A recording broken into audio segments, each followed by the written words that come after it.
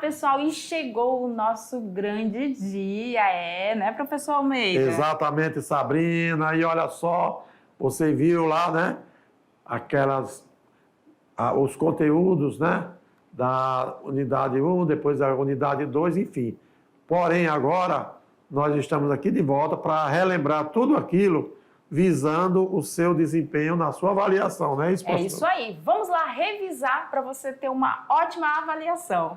Olha lá, os conteúdos que vocês viram nas aulas, vocês viram isomeria parte 1, viram também reações envolvendo hidrocarbonetos parte 1, viram bioquímica, lipídios e carboidrato. É verdade que nós estamos aqui fazendo um resumo das principais aulas que vocês viram que, né, nesta unidade 2. Portanto, aqui nós temos isomeria parte 1.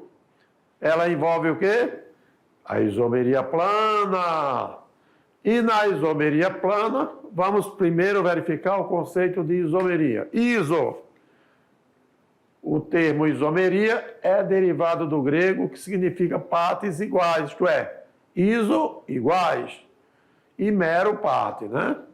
Dois compostos são isômeros quando são diferentes, mas apresentam a mesma forma molecular, quer dizer, iso, forma molecular igual, mero, parte, quer dizer, a estrutura do composto, ela é diferente.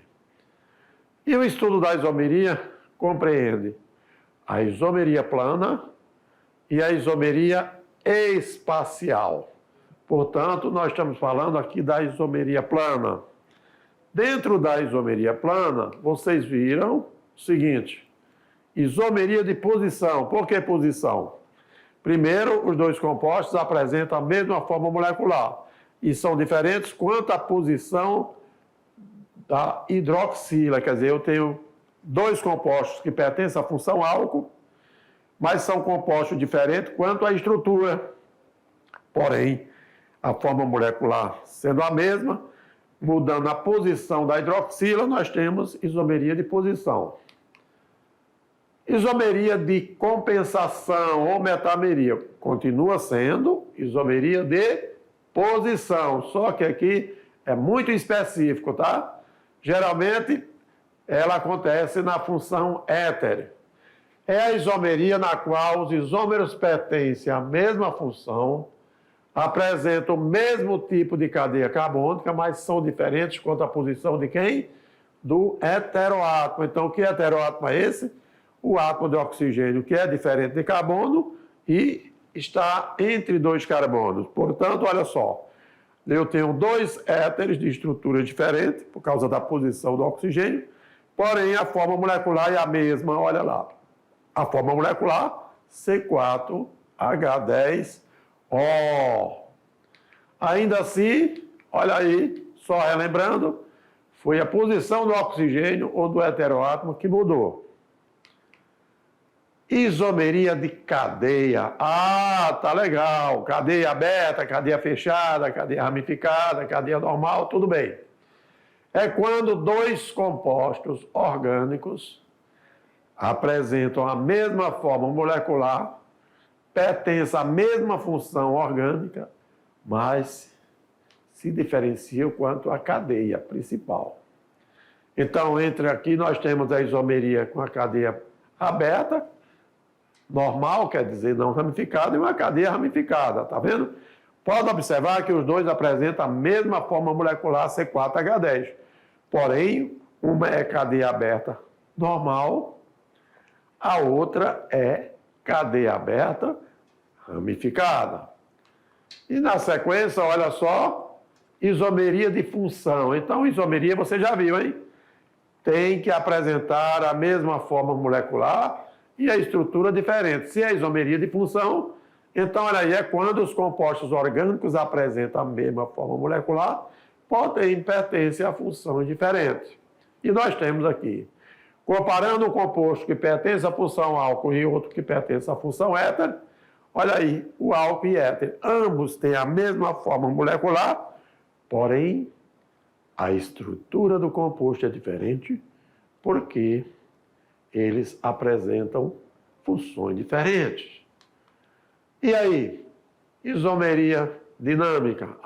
Ainda continua sendo o quê? Continua sendo isomeria de função.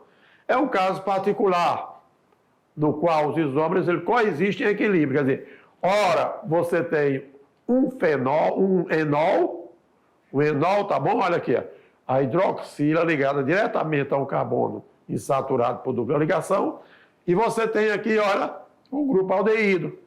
Então, momentaneamente, as ligações duplas aqui, ó, do enol se rompe, ora você tem um enol, ora você tem um aldeído, porém, com a mesma forma molecular, são isômeros de função, porém, chamado de tautomeria. E vamos partir agora para 15.1. E na aula 15.1, galerinha, nós falamos sobre as reações envolvendo alcanos, alcenos, alcinos e dienos. E aí é interessante vocês sempre lembrar que nas reações que envolvem os hidrocarbonetos saturados, é uma reação que nós chamamos de substituição, porque um elemento que irá se ligar ao nosso grupo orgânico, ele vai estar substituindo o hidrogênio de um dos carbonos. Então aqui, nas reações com halogênios, que nós chamamos também de halogenação, o que acontece? Nós vamos ter aqui o nosso composto orgânico, né? Esse R você já sabe que representa um grupo orgânico, que vai reagir com o halogênio, que vai estar nessa forma aqui, X2, ou então Cl2, Br2 e assim sucessivamente, onde um hidrogênio desse vai se ligar ao nosso halogênio e o outro halogênio vai substituir o nosso hidrogênio na cadeia. Então, quanto menor a quantidade de hidrogênios um carbono tiver, mais fácil dessa substituição acontecer nele, porque é mais fácil retirar o hidrogênio, né, professor Almeida? Exatamente, Sabrina. E tem mais o seguinte, ó, por que é substituição? Porque se o reagente ele está o quê? Com composto saturado, ele está com os carbonos, estão com as 4 ligações, como é que você vai adicionar mais átomos naquele carbono? Então é necessário que exista uma substituição. Sai o hidrogênio do carbono e entra o halogênio para substituir o hidrogênio, só que vão formar um subproduto, né? Vão só formar um haleto de hidrogênio, tá certo? Isso aí. Já nas reações dos alcenos e alcinos, como existe insaturação, nós temos o que nós chamamos de reação de adição, onde vai ser feita a quebra da ligação dupla e aí sim nós temos a adição dos dois elementos que vão estar interagindo aqui com o nosso alceno. Olha só, a hidrogenação, que é uma reação que ocorre na presença aqui do níquel e calor, onde hidrogênios vão estar interagindo, reagindo com o nosso alceno, que vai produzir, nesse caso, um produto saturado. Sempre um produto saturado porque vai ser feita a quebra da ligação dupla. Aqui, por se tratar da hidrogenação, onde o hidrogênio vai se ligar ao carbono, o que acontece? Com o rompimento da ligação dupla, cada um dos carbonos aqui do nosso eteno fica com uma valência disponível. E aí nós temos que cada um deles vai receber um dos hidrogênios que está aqui reagindo. Quando isso ocorreu, o que vai produzir? A ligação dupla foi embora, então agora eu vou ter um produto saturado, que nesse caso aqui é o etano, tá, gente? Ó, eu saí de um alceno e obtive um alcano. Então, toda a hidrogenação de um alceno vai gerar um alcano, né, professor Almeida? Perfeitamente, Sabrina. Então, lembrando, por ser adição, o que acrescenta são os hidrogênios. Os números de carbono permanecem inalterados. Isso mesmo, aqui os hidrogênios que foram adicionados estão representados de azul para você identificar. Agora, nos alcinos também é adição, mas tem um detalhe, né, Almeida? Olha só, o alcino ele é insaturado por uma tripla ligação. Então, a quantidade, nesse caso aqui, de hidrogênios que você tiver disponível para fazer a hidrogenação por exemplo, de um alcino, o que vai interferir? Se eu tiver só 1 mol de H2 para fazer essa hidrogenação, eu vou obter um alceno. Se eu tiver 2 mols de H2 para fazer essa hidrogenação, aí eu vou obter um alcano. Por quê? 1 mol quebra apenas uma das ligações duplas. E eu continuo tendo uma insaturação do tipo de ligação dupla aqui, ó, uma das triplas, perdão. Como um hidrogênio foi para um carbono e o outro para o outro carbono aqui, eles eram HC e HC, né? Virou H2C, H2C ligado por uma dupla ligação. Se eu tiver mais 1 mol desse H2, agora vai ser feita a quebra da outra ligação aqui, de uma das ligações duplas, ligação pi. Ela vai ser quebrada e o eteno aqui vai se transformar no etano. Então, sempre tem que observar que nos alcinos as reações de adição elas vão ocorrer em etapas. Beleza, professora Sabina. Então, o aluno vai se ligar ao seguinte, olha aí.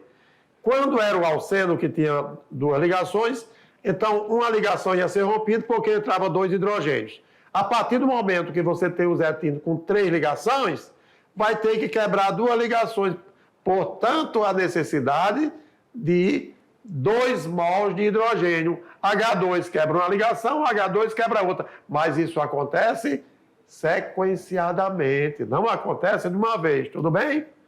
E aí, vamos dar prosseguimento agora na aula 21.1, onde nós temos aqui da bioquímica os lipídios e carboidratos. E nós vimos entre eles o quê? Os cerídeos, os glicerídeos, os esteroides, isso quanto ao lipídio. Quanto aos carboidratos, o que nós vimos? Monossacarídeos, disacarídeos e polissacarídeos.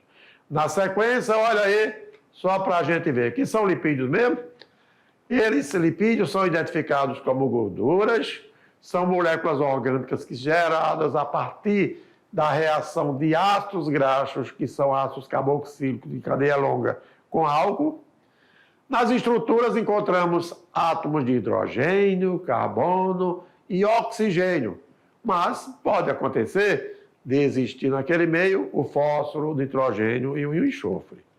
As substâncias importantes na formação dos lipídios, lembrando que os lipídios pertencem a que função? Função éster. E os álcools superiores são exatamente os que têm número de carbonos maior que 15 carbonos. Então, para ser chamado álcool superior. E aí, o álcool cetílico, tá bom? Então, olha só, quantos carbonos ele tem? Ele tem 15, ele tem 16 carbonos, né? Já o álcool mericílico também é um álcool superior, que ele tem o quê? Ele tem 31 carbono. Na sequência, as funções biológicas do lipídio, né, que são ésteres de cadeias gigantes, nós temos as membranas celulares. E na membrana celular a gente tem a bicamada, a extramolecular, e temos nos limites, quer dizer, nos extremos, nós temos a parte que associa-se à água, que é a parte hidrofílica, então nós temos a parte hidrofóbica. A membrana plasmática ela é formada principalmente por lipídios e proteínas. Abundante nessa estrutura são os fosfolipídios que formam a bicamada. Portanto, aí nós temos a membrana celular. Os isolantes térmicos, as gorduras armazenadas no tecido adiposo dos animais que atuam retendo o calor do nosso organismo, beleza? E assim sendo, fontes de reserva de energia. Nós sabemos que elas são facilmente armazenadas, principalmente quando na forma de glicerídeos, onde nós temos os óleos, que são os insaturados, e as gorduras, que são saturadas. Transporte de substâncias lipossolúveis, e os lipídios transportam vitaminas, que são solúveis em gordura, tais como, olha só, as vitaminas A, D, E e K. Os lipídios estão relacionados com a produção de hormônios esteroides, tais como a testosterona, progesterona e o estradiol. Temos aí os tipos de lipídios. Nós temos aqui o ácido palmítico reagindo com álcool mericílico, formando o palmitato de mericília, que é a cera de abelha, e água. São estas formadas a partir de ácidos graxos e um álcool superior conhecido como ceras e podem ser de origem animal ou vegetal. São lipídios simples encontrados na cera produzida pelas abelhas e nas superfícies das folhas e dos frutos. e que exerce a função de impermeabilização e proteção. Nos glicerídeos, o que nós temos? São lipídios encontrados em maior quantidade nos alimentos e são representados pelos óleos e gorduras. Eles fazem parte de um dos 4 grupos de lipídio e constituem as moléculas de quem? Do glicerol, que unidas umas às outras, vão chegar os ácidos graxos. Daí, como exemplo, a margarina. Já os triglicerídeos são triésteres formados a partir de ácidos graxos com triol, um álcool de 3-hidroxila, né? Na proporção de quanto? De 3:1. Então, olha aí, nós temos o ácido graxo com o propanotriol e formando um triéster, que é o triglicérido mais água. Os esteroides, eles são formados por longas cadeias carbônicas que estão dispostas em 4 anéis ligados entre si. São amplamente distribuídos nos organismos vivos, constituindo o quê? Os hormônios sexuais, a vitamina D e os esteroides, dos quais o colesterol faz parte. Ainda sendo, o colesterol é o mais importante dos esteroides por apresentar as seguintes funções. Que funções os colesteróis desenvolvem? São precursores dos hormônios esteroides, testosterona, estrogênio, progesterona, dão origem à vitamina D e dão origem aos sais biliares. Saindo agora dos lipídios, partindo para os carboidratos, sabemos que carboidratos são hidratos de carbono, né? E açúcares. Eles são biomoléculas de grande importância biológica e formam a classe das biomoléculas mais abundantes no planeta. São as principais fontes de energia de uma célula, além de fazerem parte da composição de ácido nucleico e da parede celular. Com relação à classificação dos carboidratos, nós temos o quê? Os monossacarídeos, que são os mais simples, que são carboidratos não polimerizados, que não sofrem hidrólise. Eles são sólidos, cristalinos, incolores, solúveis em água. Porém, monossacarídeos, eles têm de 3 a 7 carbono na molécula, são açúcar não hidrolisáveis, que pode também ser classificado de acordo com o número de carbono. Para isso, nós temos, dependendo da quantidade de carbono, nós temos os disacarídeos, que são carboidratos que, quando reagem com a água por hidrólise, vão originar o quê? 2 ou 3 monossacarídeos. E a molécula da sacarose, que é um açúcar presente na cana-de-açúcar, ela é formada exatamente pela união de uma molécula de glicose e uma molécula de frutose. Então, olha aí, 2 monossacarídeos produzindo um disacarídeo, que é a sacarose. Outros exemplos de disacarídeos são a lactose, que está no leite, na união da galactose com a glicose, a maltose, que é encontrada no malte, na união da glicose com outra molécula de glicose. Dando seguimento, nós temos aqui os polissacarídeos. São várias moléculas de monossacarídeos que podem unir-se dando origem a um polossacarídeo. Então, monossacarídeo com monossacarídeos e monossacarídeo, nós estamos falando de quem? Dos polímeros, né? Onde os monômeros vão formando polissacarídeo, quer dizer, polímeros. Monossacarídeo formando polissacarídeo. Exemplo, o amido do glicogênio e a celulose. Todos eles são formados pela união de muitas moléculas da glicose, quer dizer, glicose é o monômero e o glicogênio, o amido e a celulose são os polímeros, né, a base de carboidratos. Portanto, inúmeras moléculas de glicose são capazes de se transformar em compostos gigantes, que são os polissacarídeos de glicose, e também liberando a molécula de água, tá bom? Então, com isso, desejamos para você uma boa avaliação. Isso mesmo, professora Sabrina? É isso mesmo, pessoal. Boa avaliação e a gente vai encerrando por aqui o nosso terceiro ano. Estamos torcendo pelo seu sucesso. Um grande abraço.